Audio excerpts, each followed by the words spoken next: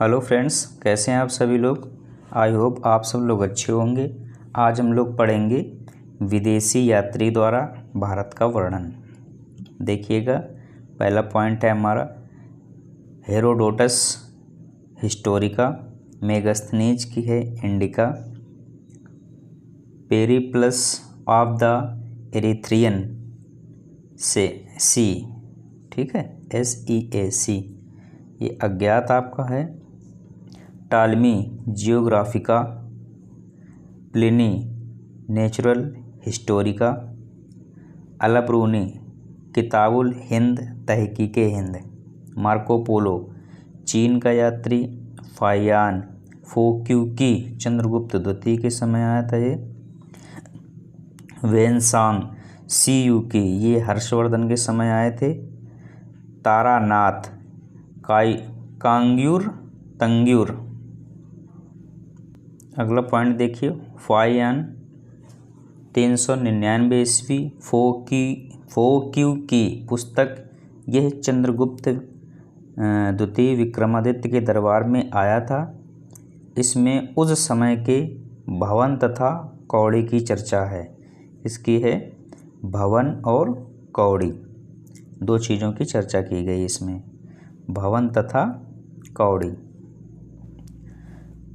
अगला है संयुगन 518 ईस्वी, ये चीन से आए थे।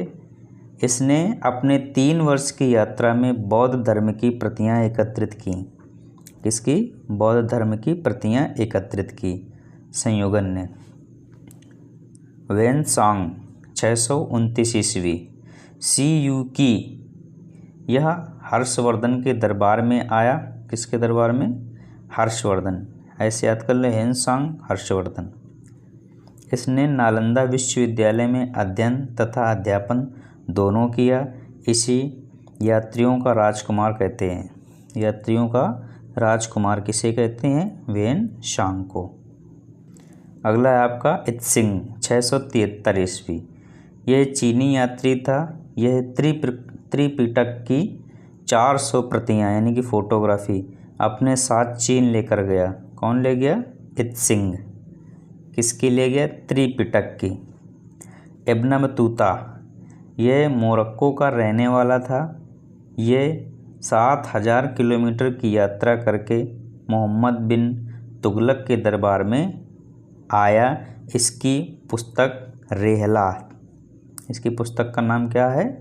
रेहला, इब्न बतूता की है, इब्न बतूता है ना। अब्दुल रज्जाक यह फारस का रहने वाला था। विजयनगर काल में आया था, ठीक है, ये विजयनगर काल में आया था। इसका पुस्तक मतला ए शाहिन है। इसकी पुस्तक क्या है? इसका की जगह इसकी होगा, ठीक है। इसकी पुस्तक मतला ए शाहिन, पुस्तक का क्या नाम है? मतला ए शाहिन है। यह कृष्णदेव राय के दरबार में आया था। किसके दरबार में? कृष्णदेव राय के दरबार में। अगला पॉइंट देखिएगा, साहित्यिक स्रोत क्या है? साहित्यिक स्रोत। लिखित स्रोत को साहित्यिक स्रोत कहते हैं। प्राचीन इतिहास की जानकारी का यह सबसे बड़ा स्रोत है। गैर धार्मिक स्रोत ये क्या होते हैं? इसका संबंध किसी भी धर्म से नहीं रहता है। उदाहरण अर्थशास्त्र, ये किसी भी धर्म की पुस्तक नहीं है।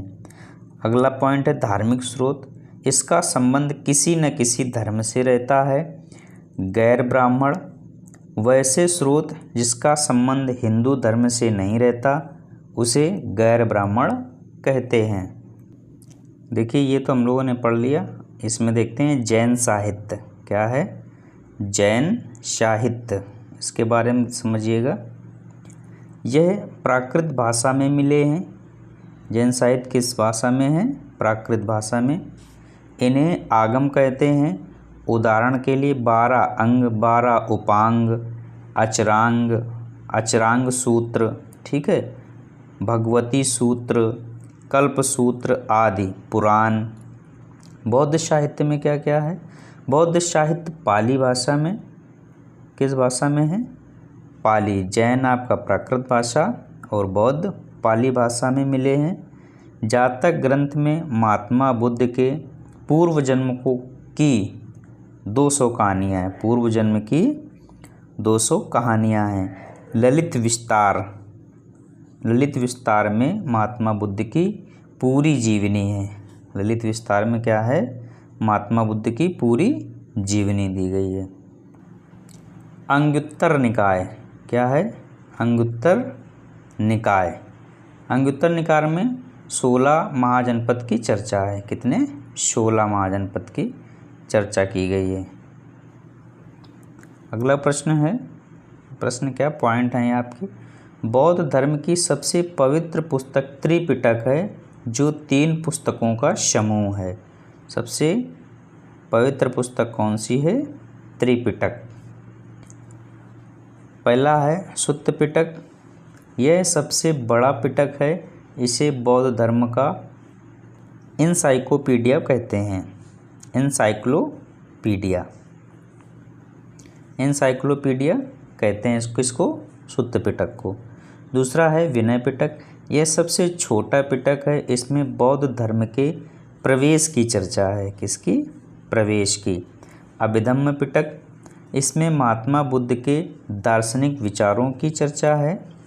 दार्शनिक विचारों की। साहित्यिक स्रोत ये देखिएगा, इनको समझिए, ये आप लोग पढ़ लीजिएगा अपना। ये देख लीजिए, राज तरंगणी किसकी है? कल्लड़ की है। पृथ्वीराज रासो, चंद्र बरदाई। हर्षचरित बाण भट्ट जी की है। मुद्रा राक्षस विशाख दत्त ने लिखी। अर्थशास्त्र कौटिल्य ने। अभिज्ञान शकुंतलम कालिदास। स्वप्नवासव दत्ता भास जी ने लिखी है। ठीक है। अगला है फारसी साहित्य। तुझके बाबरी बाबर ने लिखी तुर्की भाषा में। अकबरनामा अबुल फजल जी की है। तबकात ए अकबरी निजामुद्दीन अहमद। ठीक है। तुझके जहांगीरी जहांगीर तथा मोहम्मद खां। तारीख़े अकबरी आरिफ कंधारी। किसने लिखी? आरिफ कंधारी। हुमायूं नामा गुलबदन बेगम, हुमायूं की बहन। शाहजहांनामा लिखी है इनायत खान ने। फतवा ए आलमगिरी, ये किसने लिखी? फतवा ए आलमगिरी। कानून की संहिता औरंगजेब के समय ईश्वरदास नागर। ठीक है। इस तरह से कुछ साहित्य हैं, आप लोग इसको अच्छे से पढ़िए, समझिएगा। चैनल को लाइक कीजिए, सब्सक्राइब कीजिए और अपने दोस्तों के साथ शेयर भी कीजिएगा। Thank you.